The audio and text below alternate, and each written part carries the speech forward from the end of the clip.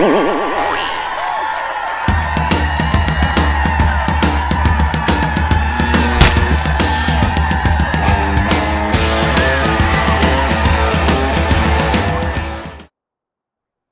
everybody. Welcome to another Comic Source Comic Boom collaboration, day 3 of the 12 Days of SpawnMas, which means we're up to issue number 3. So if you didn't join us for the first day or the second day, first of all, let me say shame on you.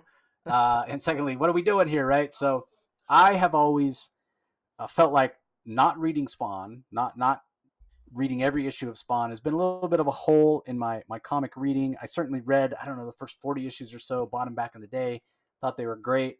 Obviously, it's Todd McFarlane, the guy's a legend, but never had read all of it, right? And recently, we know Todd has launched his Spawn universe, and he's hoping organically it'll grow into a kind of a shared superhero universe that's bigger than just Spawn and bigger than Spawn-related characters.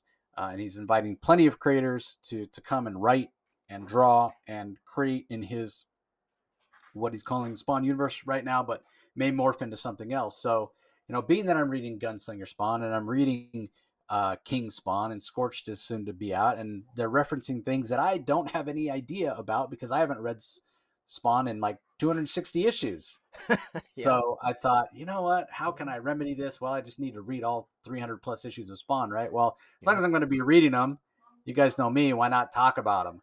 So next year we will do an issue a day, basically. There's, 320 issues, let's say. And so that, it's 365 days in a year. That gives us about a 40-day cushion if we can miss here or there, which might happen. But why not kick it off to coincide with the 12 days of the Comic Source by doing 12 days of SpawnMas. So in the 12 days leading up to Christmas, we're going to be talking about each of these issues in turn. Now, what Rocky and I discovered in reading the first couple issues is this stuff, at least for me, at least for the first 2 issues, it has really held up. I mean, you got to admit that McFarlane's style and artistic talent is timeless, right? That's always going to stand the test of time. If you like comic book art, if you like dynamic art with detail and big giant capes and chains and spikes, you're always going to love Todd McFarlane's art. But in terms of the story, Rocky and I were talking about it, how much people hated McFarlane's writing on Spider-Man. It's a bit hokey, especially the dialogue. Even here in Spawn, he tends to get a little wordy at times, but I gotta say, despite the fact that some of these are a little bit, the ideas are a little tropey, they're classic tropes, a deal with the devil, losing your wife and having her marry best friend, sacrificing, losing memory, like all this sort of stuff. Yeah, these are classic storytelling threads. And so I don't necessarily blame Todd for diving into them. He's given them a different spin, and, it's with his fantastic art. So I think it's really holding up. I'm excited. I'm more excited. I have to admit, like, doing this was sort of selfish in that it's like, well, I need to read. I feel like I need to read the whole run of Spawn anyway, so why not podcast about it? But like needing to do it, feeling a little bit like homework. What's the silver lining? Well, I can podcast about it, and that's how I'll take it back. But now I'm getting actually excited to read this. I don't want to read too far ahead, because if I'm gonna start in the new year with issue 13 and head forward doing one a day, I don't want to read up to like issue 25 right now and then have to go back and reread. Not that I wouldn't enjoy it, but I don't have time to be reading comics twice these days, honestly. But I'm getting excited to read these and get caught up. So I don't know. How do you feel, Rocky, after checking out the first couple of issues? Well, the same way I feel after reading issues, this third issue here. A lot of tropes, but in a good way. In a good way. This, this third issue comes out in, August of 1992. This is, you could tell reading this issue, it deals with corporate greed, obvious the corporate boss, misogynist, hitting on his secretary, the scumbag. McFarlane goes out of his way to make it very clear who the bad guys are and the good guys are in this. Very, very tropey, but in a fun way, in a good way, in a way that, frankly, in today's politically sensitive, overly sensitive times, maybe he couldn't get away with now. But This was at the end of the corporate greed of the 80s. This was the early years. 92 was the early years of the Clinton administration, but we still had that sort of corporate mentality. This was the beginning of the corporate. I remember 92. It was my first year of law school. That was really the first time where there was affirmative action, and there was a great growth of the politics changed. Identity politics was in its infancy, or much less developed than it is now. And the exposition heavy. I mean, so many things are re-explained in issues 1. It's re-explained in issue 2. The basic plot is re-explained in the narrative captions of issue 3. So, bearing in mind you had a month break between each issue, I literally don't have to read issues 1 and 2 to know. And it's not just because I'm reading issue 3 right away, but a lot of exposition. But I'm really enjoying this, and Remember it actually when makes. comics used to do that? Yeah, Remember I when know. comics used to give you a recap within the story itself? And I don't mind it. I find myself strangely, I kind of enjoy it. It's kind of refreshing not to always have to go back and have to reread, and because nowadays the narrative habits of a lot of writers, I think it's a little bit of self-pretension in some of them. They don't want to rehash, and they want to minimize the caption boxes to always show off the art. And here, though, with McFarlane, you can see as we get going, you can see that there's, well, I guess we blotted out all the narration, but you'll see by the number of what you blocked out that there was quite a amount of exposition here, but at the same time, it still allowed Mark McFarlane's trademark art to shine through. Yeah, the other part of that, and Marvel does it, DC refuses to do it in terms of recapping, because like, go back, a perfect example, go back and either read or listen to our either read Civil War, Marvel Superheroes Secret Wars, not Civil War, Secret Wars. Either go back and read Marvel Superhero Secret Wars, or go listen to our podcast episodes that go issue by issue. And it happens in every single issue of the series. They spend a page or two in the beginning. Hey, here's what's happened so far. That used to be a very common thing. Writers always were told when they were coming up that you have to write every comic as if it's someone's first comic. And so if issue 3 of Spawn is someone's first comic, they're going to need a little bit of explanation about how we got here.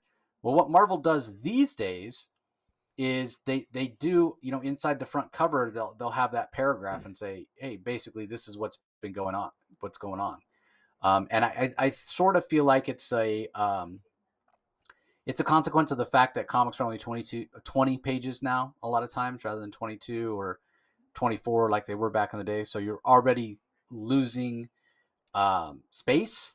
And so for that reason, you don't necessarily have space to do that sort of recap. So again, Marvel solves that problem by doing that paragraph. And for whatever reason, I think because Dan Didio didn't like it, they've never done it at DC. But I remember when Bendis came over, coming from Marvel, he was used to having that sort of crutch. And on his action run, especially, they would do a splash page that had all these, it would be like Lois Lane's desk at the Daily Planet, and would have all these clues and Post-its, and emails would be open on the screen or whatnot. And it would give you enough clues that you could kind of jog your memory if you had read the issue before. It wouldn't necessarily be a recap in terms of detail that you would get inside a Marvel book, but it would be close. And I think that you're right. Like, this Spawn book is of the 90s. It's still in that time where doing recaps was much more common. It was probably when it started to go away in the 90s, where you wouldn't see a book recap itself in its own pages during the first couple of pages of the story. But I agree with you. Like, as much as when you're a kid, it would be a month, right? There wasn't a lot of binge reading. It wasn't like you were picking these all up digitally and reading them all at once. Like, even if you were buying back issues, it was rare that you would be able to find a big long run and read them all back to back to back. So having those recaps made a lot of sense. And yeah, Spawn is it is 92. It is of its time, and it does involve those. So I'm with you. I don't necessarily mind it. The other thing is that circulation back then, just in general, was uh, bigger circulation numbers than we have now. We mentioned issue 1, and keep in mind that Todd McFarlane was the biggest comic artist, biggest comic creator of the day. Well, issue 1 of Spawn, we mentioned, sold 1.7 copies. Now, I wish that we actually had data. So 1.7 million copies. Yeah, 1.7. What did I say? 1.7. Oh, yeah, You forgot the 1.7 million. million. Yeah, 1.7 million copies. Now, I don't have sales numbers for issue 2. I looked everywhere to try to find them. I don't have sales numbers for issue 3 either. Eventually, as we go on, we'll get to the point where Comicron, which is a fantastic resource, will have that, and we'll give the sales numbers when we can. But yeah, I wish that we did. I mean, I couldn't even venture a guess. I mean, obviously 1.7 for the first one, you got to think that the second issue must have at least sold in the hundreds of thousands, right? I mean, Yeah. could it have not? I mean, I'm sure it would have. Good Lord, I'm sure it would have. yeah. So again, I wish I had those numbers, but unfortunately I don't. But anyway, let's talk a little bit about what happens in the third issue. So it starts off, and again, we have a lot of exposition from Spawn, from Al Simmons as he's standing in the alley. You can see all those black boxes where we redacted it, and he's standing in the alley, and this is where he's sort of rehashing. This is where he's thinking to himself about, hey, what's happened? Why has my memory been erased? Why don't I have my life anymore? And in this way, this is how McFarlane gets us up to speed. For anybody who hasn't been following along, about what the first couple issues of Spawn have been about. That you get enough here with Spawn thinking to himself about what he's been through recently to get caught up, to get to know what's going on in the series, to be brought up to speed. So it starts off with him remembering his wife's name. But again, there's an in-story reason, right? It's not just, hey, here's a paragraph on the inside cover like Marvel's doing now that basically says, here's what's been going on. So he also thinks about having met the Violator last issue, and what that might be. And he's really having a tough time. He's remembered his wife's name. He sacrificed his humanity, his soul, and realizes he got a bad deal. The fact that he can't turn himself back into an African American man, he can only turn himself into a white man. And he looks like Hamburger, right? Like his face is all burned up. He's all scarred. He knows he got tricked, right? Deal with the devil. Seen better days. Yeah, he definitely has seen better days. So as we turn the page, we meet the guy that he made the deal with, and learn that they don't come right out and say They don't say he's his the name. devil, Does he have a or name? yeah, he does. I'm trying to remember I'm trying what to, it is. but I don't It's think he's named in the actual issue. I think he's named yeah, later on, isn't he? he's named. Ah, He's named later on. I think in issue 4, but Malabalgia, Malabalgia, I've never known how how Malabalgia. to pronounce it correctly. It's never been clear to me, but yeah, I mean, basic. I mean, they call him the devil, Yeah, Malabolgia. Malabalgia. But yeah, Okay. he isn't named in his first appearance here, but he it's not clear. It sort of seems like, from the context of what he has to say, that he can read Al Simmons' mind. The thoughts, and he's thinking, "Oh, you pathetic fool, you maggot! You didn't read the fine print. I've been doing this for a long time. I'm gonna make your life a living hell. I'm gonna use you to capture other mortal souls." And basically, just it's a lot of sort of demonic dialogue, I guess you'd say. It's not the best. It's showing McFarlane's a little rough around the edges when it comes to dialogue, but he definitely is a mustache twirling type villain. And I never really thought that his design was that scary. I mean, he's got like this bulging stomach and what looks like bad old lady hair, and I don't know. I never really. I just thought his design could have been better. Yeah. I mean, I feel the same way about Violator. They don't really come across as scary to me. I don't Well, know. What do you think, Rob? and you mentioned it. You alluded to that in our previous reviews of the first two issues, because even the toy figures, no one wanted the Violator figure because Yeah. they look bloated, fat. They look disgusting. They look devilish, and horrific, but they look disgusting. And like you said, there's probably a reason why those Violator action figures are probably worth more on eBay than the Spawn and Angela action figures, because nobody wanted to have the Violator or the Malabulgia figure. So Yeah. I mean, it's not surprising. Yeah, and I just find it strange. I mean, Todd McFarlane, again, this is the height of his artistic powers, and I don't know, I find the design to be a little bit strange. But anyway, after he gets done with his couple pages of exposition, we check in on Sam and Twitch, who we've talked about before, a couple of cops for NYPD.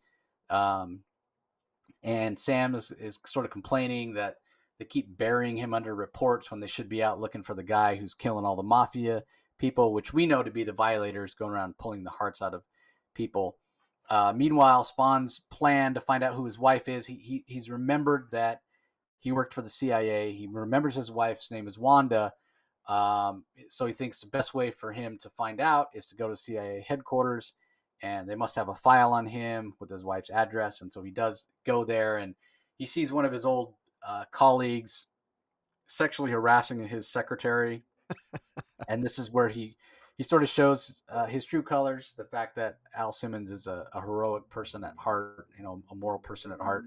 So he threatens the guy, says, hey, you need to pay your child support because you haven't paid any alimony or child support since your divorce, and you need to stop abusing your secretary. If you ever lay hands on her again, I'll come back and you'll be sorry. This is where I thought this was so funny. I mean, it's not enough that this guy, the CIA guy, it's not enough that he's a misogynist pig.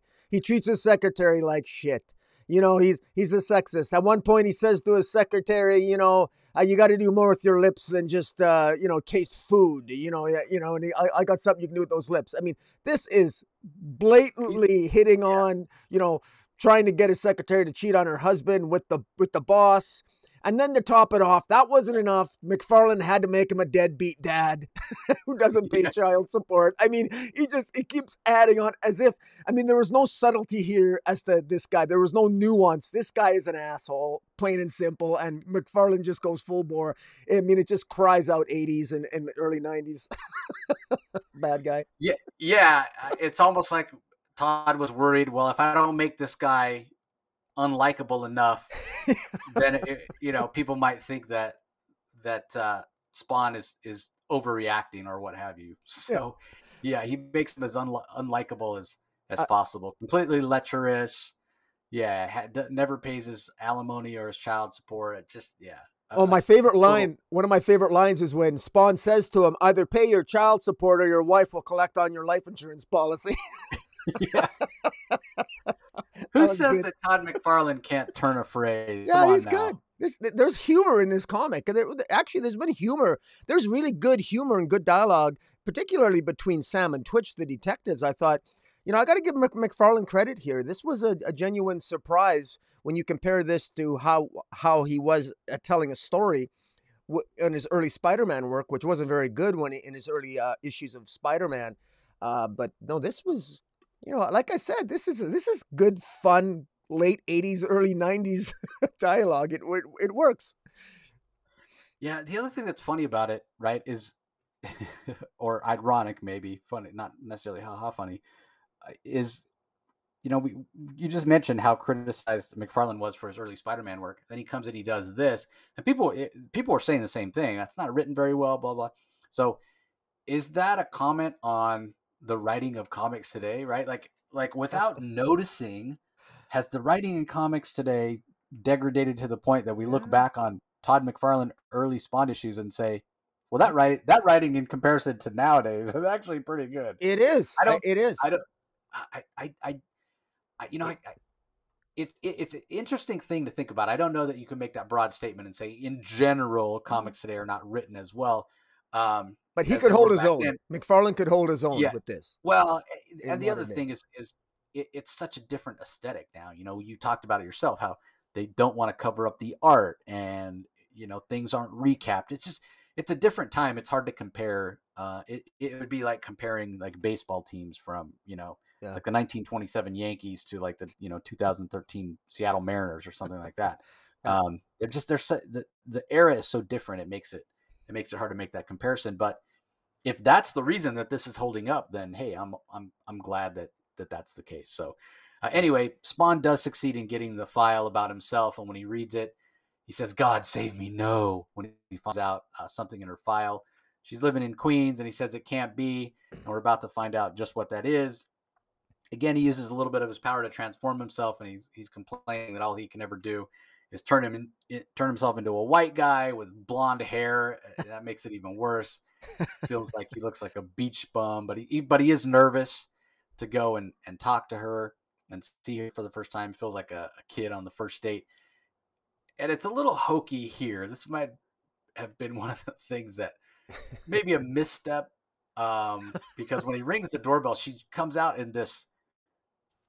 I don't even know. I mean, it's a dress, but it's clearly McFarlane is no fashion designer. This thing is ugly. It's got like mesh showing off like half a boob on each side and the arms. And Obviously, I'm still caught in the early 90s, Jace. I think she looks gorgeous here. I mean, come on. I'm not saying that she doesn't look attractive. I'm saying that is one hell of an ugly dress. I think it's one hell of an ugly dress anyway. I love the V-neck. I love the V, the open V for the breast accentuation there. I mean, it looks more like something a stripper would wear or a hooker than something she would wear to. I guess that says a lot about me. Thanks. Yeah, she's like, I got this big business party to go to. That's what you're gonna wear to a business? All that skin, like, yeah, I don't know. I don't know. It seems like something maybe a celebrity would wear to like the Academy Awards or something, because they know it shows off so much skin, it's going to get everybody talking, But anyway, Al Simmons, it's the equivalent of having been in prison, right? He hasn't seen a woman in years, 5 years. And this is a woman that presumably has seen naked. It was his wife. And he loves her, and he gave up his soul for her, and he's come back and made all these sacrifices. And she answers the door wearing, a very revealing dress. So, he's a bit speechless, and he had this whole thing prepared about, hey, I'm from the SPCA, and we're going around checking if people are taking care of their dogs, blah, blah, blah. And then as she's standing there talking to him, her daughter walks up. Now, this is really, really twisting the knife for Al Simmons, because here's the thing. He knows that his wife, Wanda is her name, by the way, Wanda Blake, and I will take a moment to point out that Todd McFarlane's wife is named Wanda. So obviously that's where the name comes from. But anyway, Wanda Blake, Al Simmons' wife, always wanted a child. She always wanted to be a mom, but they were never able to conceive. So he's gone for 5 years. She remarries, and lo and behold, she's able to have a kid. So that's like I said, twisting the knife, proving that the reason they couldn't have a kid, it was him. He was shooting blanks or had something wrong with his plumbing. It wasn't her. That makes him feel even worse. And he faints, like, of all things, he faints right in front of her. I mean, he comes back as a California beach bum and discovers he also has a low sperm count. I mean, this just rips him apart. I mean, you got to feel sorry for this guy. I mean, the white skin is bad enough, but the low sperm count, I mean, come on. I mean, no wonder he's absolutely devastated. No wonder the devil is laughing behind his back, pointing and laughing. Literally.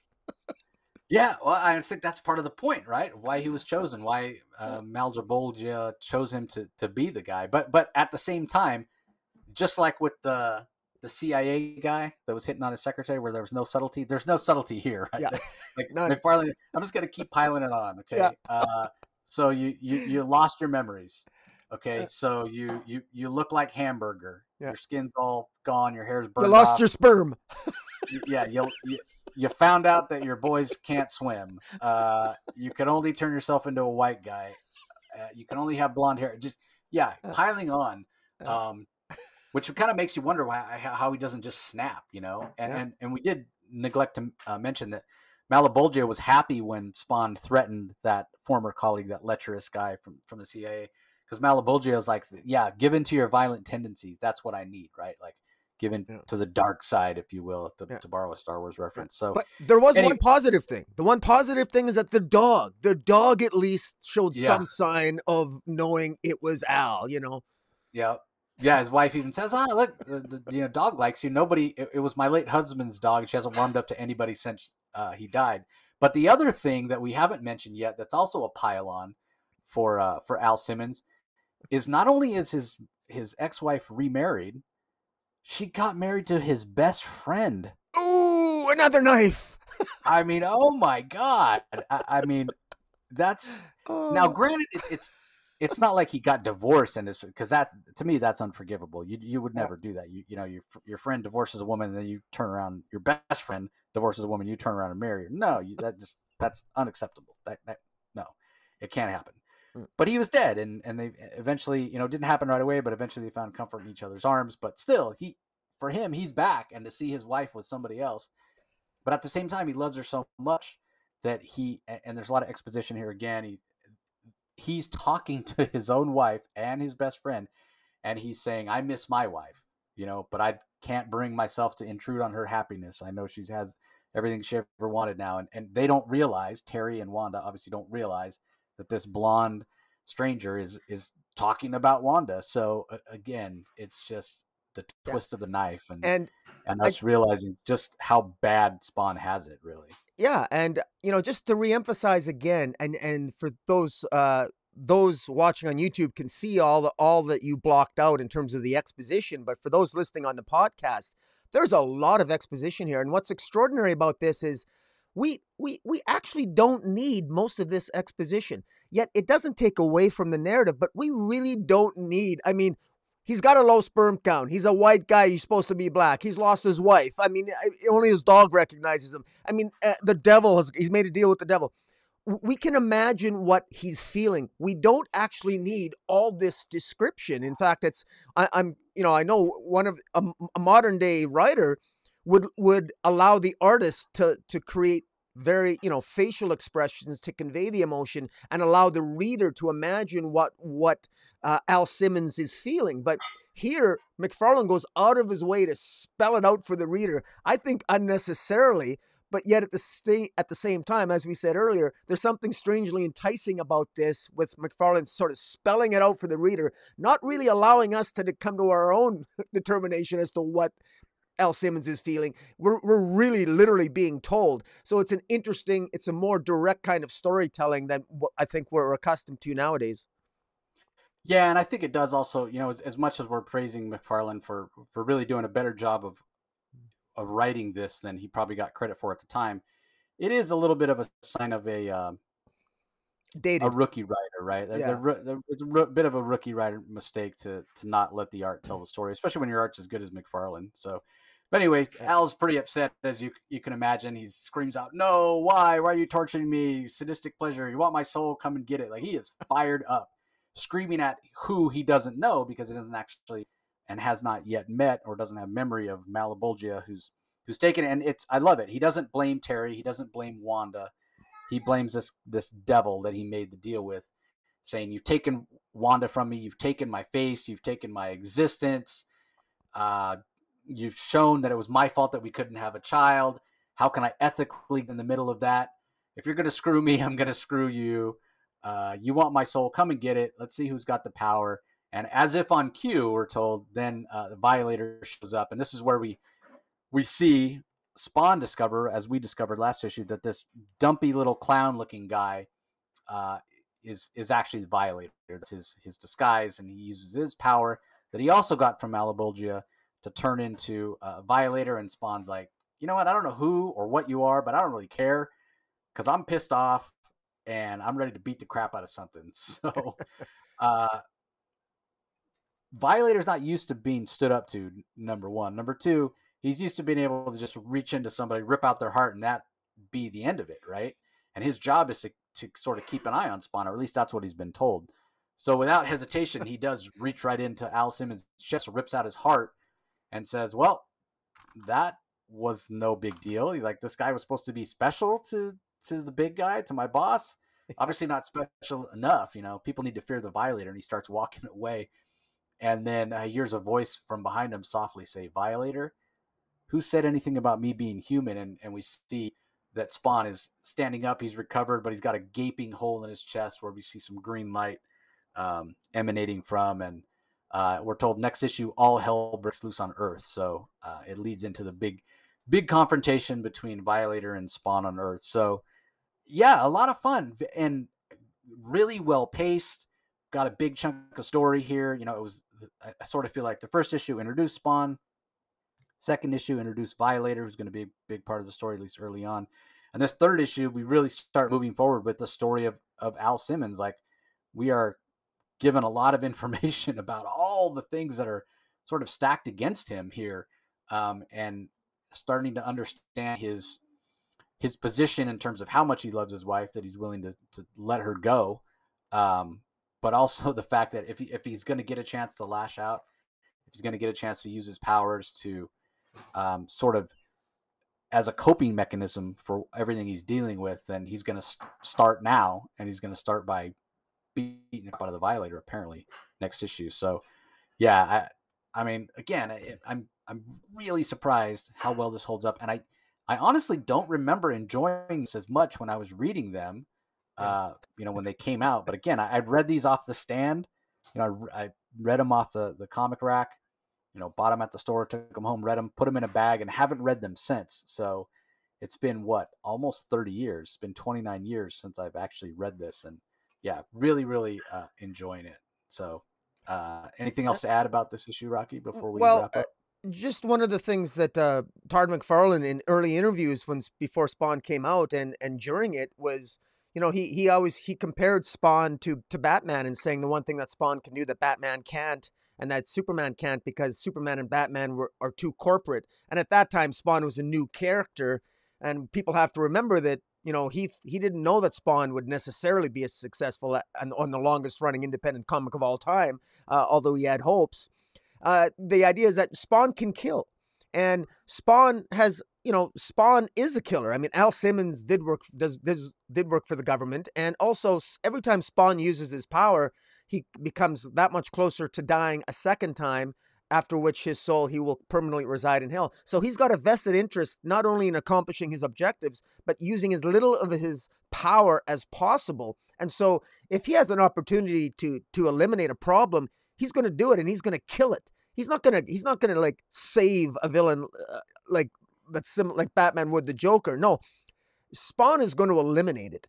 And you got a sense that more was at stake with Al Simmons, and you got a sense of the gravitas of his and the perils of his situation, and it was magnified precisely because of McFarlane's very stark and black and white contrast between these are the bad guys here and these are the good guys. Al is a really good guy, even though he was a killer. He's got a gorgeous wife. His wife, Wanda, it was established, created a foundation for disabled children in her husband's name. I mean, she's just like, and she looks gorgeous. I mean, she's got a beautiful daughter. I mean, the stark contrast between the bad and the good in these first three issues is right there, and it's obvious, which makes the and we'll get into it in the next three issues as we move toward these 12 days of SpawnMas, that, you know, it really drives home what's going to happen. And of course, those moments where Spawn ultimately has to confront the devil and some other and a certain serial killer that we'll get into as the story progresses. But I really like this, and I've got a new appreciation for Spawn, and you know, I'm looking forward as we keep counting down these Christmas 12 days. Yeah, I agree 100%. So we hope you're following along. We hope you're enjoying them as well. We haven't mentioned this before, we probably should. If you don't have any of these issues, they're available relatively cheaply on Comixology. I think if you have Comixology Unlimited, that they're a part of that. If you don't, you know, you can buy digital packages. Yeah, I And picked they up are the available. first 6 issues for, I think it was $3.99 for the first 6 Yeah, issues so of less. Spawn, and I Yeah, thought that was a heck of a deal. And that's, of course, you're probably better off for double that price. You get access to all the entire library of Comixology, so you might just want to just get a monthly subscription. yep, agreed. So anyway, we hope you guys are enjoying it. Don't forget to check out our other 12 Days of the Comic Source content. We got plenty of other stuff coming out for you. And if you're watching us on YouTube, be sure you head over to your favorite podcast platform or application. Do a search for the Comic Source and subscribe so you don't miss any of our audio content. If you're listening audio only, when you get a chance, head over to YouTube. Do a search for Comic Space Boom exclamation point. That's Rocky's channel. That's where we release a lot of the videos for the collaborations that we do. And you don't want to miss any of that stuff either, or any of the in-depth stuff that Rocky does on his own. So give him a subscribe, ring that notification bell so you know when new content comes out, as well as liking this video. So again, we want to wish everybody happy holidays, whatever it is you celebrate. We hope it's a joyous time. Maybe you celebrate SpawnMas, the new holiday season that we have created here. So be sure you tune in tomorrow for episode 4. Like I said, check out all our other holiday content that's coming out this week, this couple weeks leading into Christmas. And we appreciate you guys joining us as always. So we will talk to you next time. See you later.